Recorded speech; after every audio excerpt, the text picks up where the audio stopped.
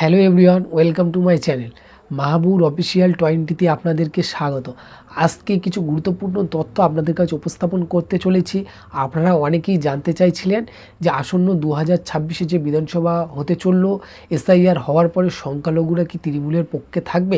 এই বিষয়ে কিন্তু আপনারা অনেকেই ইন্টারেস্টেড। এই বিষয়ে আজকে আমি তোমাদের কাছে কিছু গুরুত্বপূর্ণ তথ্য শেয়ার করতে চলেছি। তবে আপনাদেরকে জানিয়ে দিই, এই চ্যানেল কোনো রকম কাউকে সমর্থন করে কিন্তু কোনো প্রতিবেদন কিন্তু রেডি করা হয় না।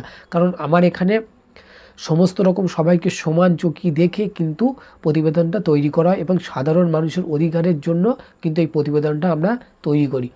সো মূল বিষয় যে সংখ্যালঘু 2026-এ কি তৃণমূলকে সমর্থন করবে। তবে এই ক্ষেত্রে তোমাদেরকে বলবো 100% যে করবে এর কোনো গ্যারান্টি নেই। কারণ আপনারা নিশ্চয়ই জানেন যে সংখ্যালঘুদেরকে যেভাবে রাজ্য সরকার ইউজ করছে, এটা কিন্তু সংখ্যালঘু শিক্ষিত যেসব ফ্যামিলি আছে এবং শিক্ষিত কিছু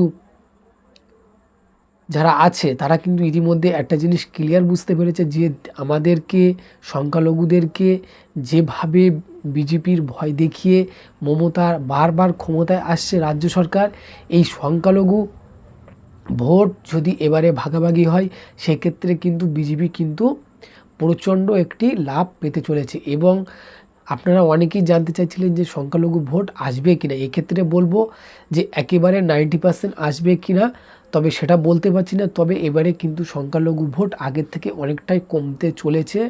বিশেষ করে রাজ্য সরকারের যে কালচার যে এটা শুরু করেছে, এর থেকে কিন্তু মানুষ আস্তে আস্তে কিন্তু মুখ ফিরিয়ে নিচ্ছে।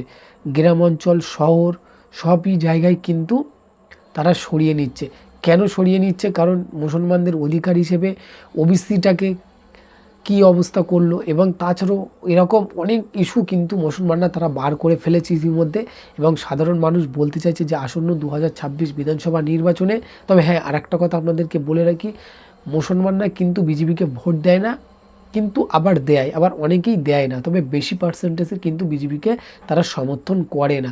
কারণ তাদের কথা অনুযায়ী বিজেপি কিন্তু সাম্প্রদায়িক একটি দল, অর্থাৎ বিজেপি হিন্দুদের দল, সেই জন্য তারা কিন্তু কেউ ভোট দেয় না।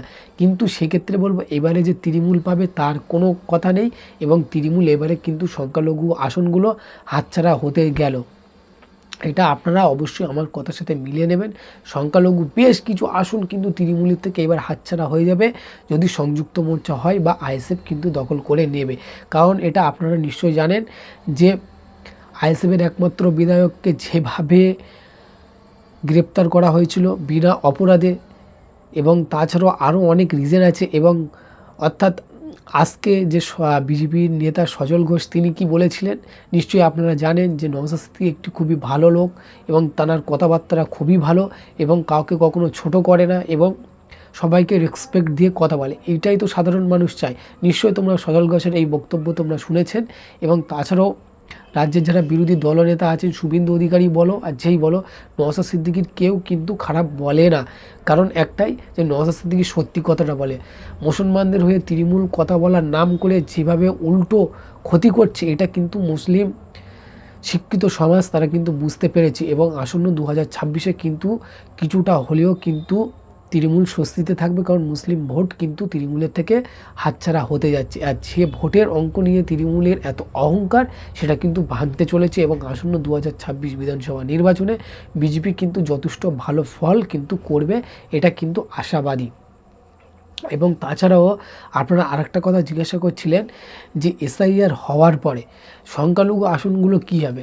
এই ক্ষেত্রে আপনাদেরকে বলি, এসআইআর হওয়ার পরে সংখ্যালঘু আসনগুলো কিন্তু বিজেপি ভোট বাড়বে কিনা সেটা পরের কথা, কিন্তু সংখ্যালঘু আসনগুলো কিন্তু আইএসএফের দখলে যেতে পারে এবং বিরোধী যারা আছে তাদের দখলে যাবে। কারণ তৃণমূলকে কিন্তু ইতিমধ্যে সবাই যারা সংখ্যালঘু আছে তারা কিন্তু আস্তে আস্তে তারা ছাড়তে চাইছে, অর্থাৎ তারা কিন্তু আর ভালোবাসতে চাইছে না। কারণ একটা সময় ছিল বিজেপিকে ভোট না দিয়ে তারা কিন্তু তৃণমূলকে ভোট দিয়েছিল এবং এখনও পর্যন্ত সংখ্যালঘুর বেশ কিছু মানুষ তারা কিন্তু বিজেপিতে জয়েন করছে। এবং তাছাড়াও বিজেপিকে তারা কিন্তু ভোট দিচ্ছে এবং ভোট দিচ্ছে না এটা বলা অবশ্যই ভুল হবে, কারণ ভোট অবশ্যই দেয় কিন্তু পার্সেন্টেজ খুবই কম।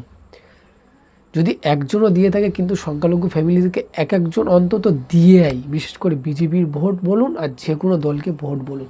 কারণ একটা জিনিস বুঝতে হবে, যেখানে শাসক দলের বিরুদ্ধে যে দল জিততে পারবে সেখানে কিন্তু সেই দলকেই মানুষ সমর্থন করবে। মানুষ এখন আর বোকা নেই, মানুষ এখন চালাক হয়ে গিয়েছে যে রাজ্য সরকারকে যেভাবে হোক ফেলতে হবে, তার জন্য তাদের যত কিছু করণীয় কিন্তু সাধারণ মানুষ সেটা করবে।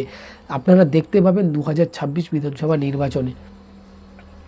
সো আপনাদের মতামত অবশ্যই আপনারা কমেন্ট করে জানাবে, এবং আপনারা এই চ্যানেলে নতুন হয়ে থাকলে ভালো লাগলে অবশ্যই সাবস্ক্রাইব করে পাশে রেখে দেবে।